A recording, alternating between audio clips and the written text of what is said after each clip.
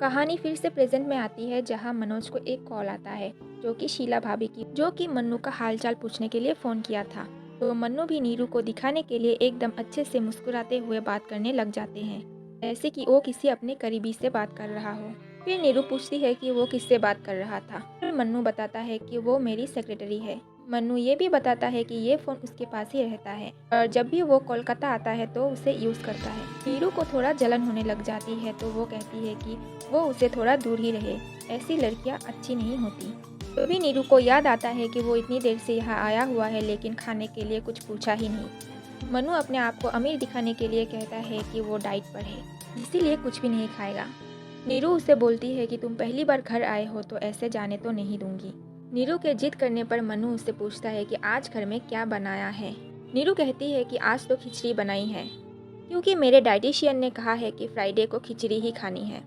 मनु कहता है कि मुझे भी वही दे दो। नीरू उसे कहती है कि सिर्फ वही खिलाकर तो नहीं भेजने वाली, तो मुझे बाहर जाना होगा कुछ लाने के लिए, कि मेरे दोनों नौकर अब तक लौटकर नहीं आए हैं। बाहर अभी भी तेज बारिश हो रही थी, इसीलिए नीरू मन्नू का रेनकोट पहनकर बाहर चली जाती है। नीरू के बाहर जाते ही मन्नू घर के सारी खिड़कियां खोलने लग जाता है ताकि बाहर की ताज़ी हवा अंदर आ सके। तभी खिड़की के बाहर एक आदमी मन्नू को बुलाता है और वो आदमी बोलता है कि उसे बहुत ज़ोर से सुसु आई है और वो आसपास कोई पब्लिक टॉयलेट भी नहीं है, इसीलिए आप घर का दरवाज़ा खोल दीजिए तो मैं आपका बाथरूम यूज़ कर सकूं। मनु तो खुद ही दूसरे के घर आया हुआ था तो वो थोड़ा हिचकिचा रहा था, लेकिन आदमी के बार बार कहने पर वो दरवाज़ा खोल देता है। आदमी बाथरूम करके आ जाता है। मनु उस आदमी को बाहर जाने के लिए कहता है। आदमी कहता है कि मैं ऐसे कैसे चला जाऊँ, सच अंदर आने मिला है तो फैसला करके ही जाऊँगा, इसलिए पहले मैडम को आ जाने दो। आदमी बताता है कि मैं बहुत देर से बाहर खड़ा हूँ और कई बार घंटी भी बजाई, लेकिन मुझे पता था कि कोई भी नहीं खुलेगा और हर रोज़ मैं यहाँ आता हूँ, लेकिन मैं अपने ही घर में और अपने बाथरूम में नहीं जा पाता।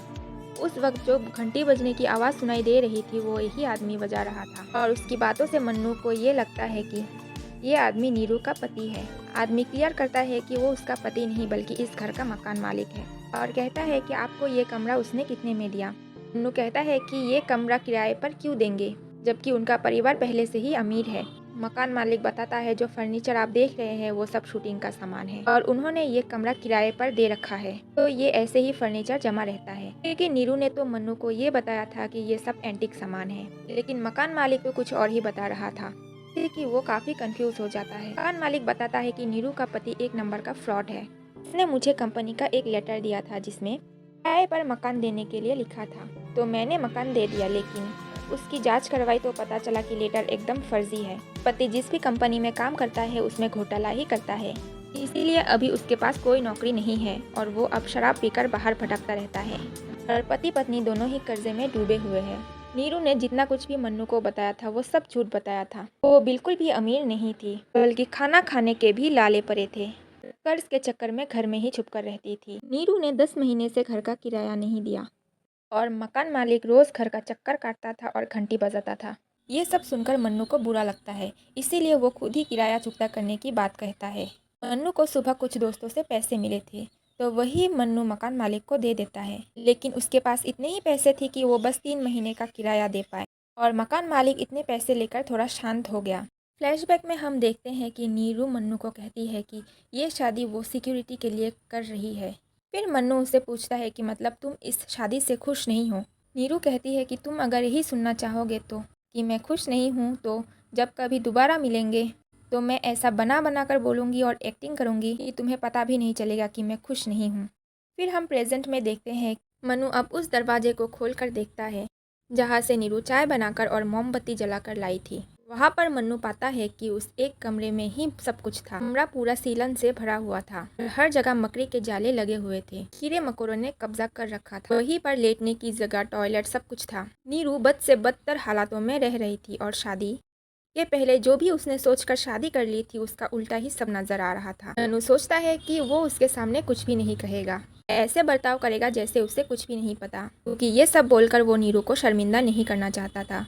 मन्नू एक कागज़ लेता है और उसमें लिखता है कि माना कि मेरी और तुम्हारी शादी नहीं हुई है, लेकिन इसका मतलब ये तो नहीं कि तुम तकलीफ में हो और मुझे कुछ ना बताओ। मैंने 3 महीने का किराया भर दिया है, मकान मालिक तुम्हें परेशान नहीं करेगा। और आगे कोई भी दिक्कत हुई तो बेझिझक मुझसे कह देना। ये हमारी किस्मत ही है जो हमारी शादी नहीं हो पाई, वरना तुम्हारी सारी जिम्मेदारी मेरी होती। मन्नू ये लेटर लिखकर उसे चद्दर के नीचे छुपा देता है ताकि जब भी नीरू चद्दर हटाए तो उसे पढ़ ले। नीरू अब बाहर से वापस आ जाती है और मन्नू को खाने के लिए गरम गरम पूरी सब्जी देती है और कहती है कि मेरी पति तो मुझे किचन में जाने ही नहीं देते। कहते हैं कि तुम्हें ही अगर खाना बनाना है तो नौकरों की क्या ज़रूरत। मन्नू भी तो अपनी ज़िंदगी के बारे में सब कुछ झूठ ही बता रहा था ताकि नीरू को ना लगे कि उसने जो फैसला लिया था शादी करने का वो सही था, और ये भी ना लगे कि वो अभी वही का वही है जहाँ सालों पहले था। दोनों अपनी तकलीफ़ों को छुपाकर चेहरे पर मुस्कान बनाए रखकर झूठ का सहारा लेकर एक दूसरे से बात किए जा रहा था। मन्नू सब जानकर भी नीरू के झूठ को सच मान रहा था। अब हम देखते हैं कि मन्नू आलोक के घर वापस आ जाता है। तब शीला उसके पास आती है और उसे कुछ देती है जो उसी रेनकोट की जेब से निकला था जो मन्नू पहन के गया था। मन्नू जब उस कागज़ को खोलकर देखता है तो उसमें से सोने की चूड़ियाँ और एक चेन निकलकर सामने आता है। कागज़ में नीरू ने लिखा हुआ था कि ये ऊपर वाले की ही मर्ज़ी थी कि तुम रेनकोट लेकर आए, और तुम्हारे रेनकोट के पॉकेट से मुझे एक चिट्ठी मिली। तुम्हें इतने पैसों की ज़रूरत थी और मुझे तुमने एक बार भी नहीं बताया मन्नू। मेरे पति लॉकर की चाबी अपने साथ लेकर गए हैं, इसलिए मैं तुम्हें कुछ कहने दे रही हूँ। उम्मीद है इससे तुम्हारी कुछ मदद हो जाए। और मूवी के लास्ट में हम देखते हैं एक रिक्शा वाला नीरू के घर फर्नीचर लेकर आता है, क्योंकि ऐसे ही हर रात शूटिंग का सामान आता था और अगली सुबह चला जाता था। तो यहीं पे हमारी ये मूवी ख़त्म होती है। ये मूवी 2004 की है, जब हमारे पास स्मार्टफोन तक नहीं था। ये मूवी देख के ना तो हम खुश होते हैं ना इमोशनल होते हैं, लेकिन मूवी के एंड में हमारे मन में एक खालीपन ज़रूर रह जाता। So guys, thank you so much for watching and do like and subscribe for more content.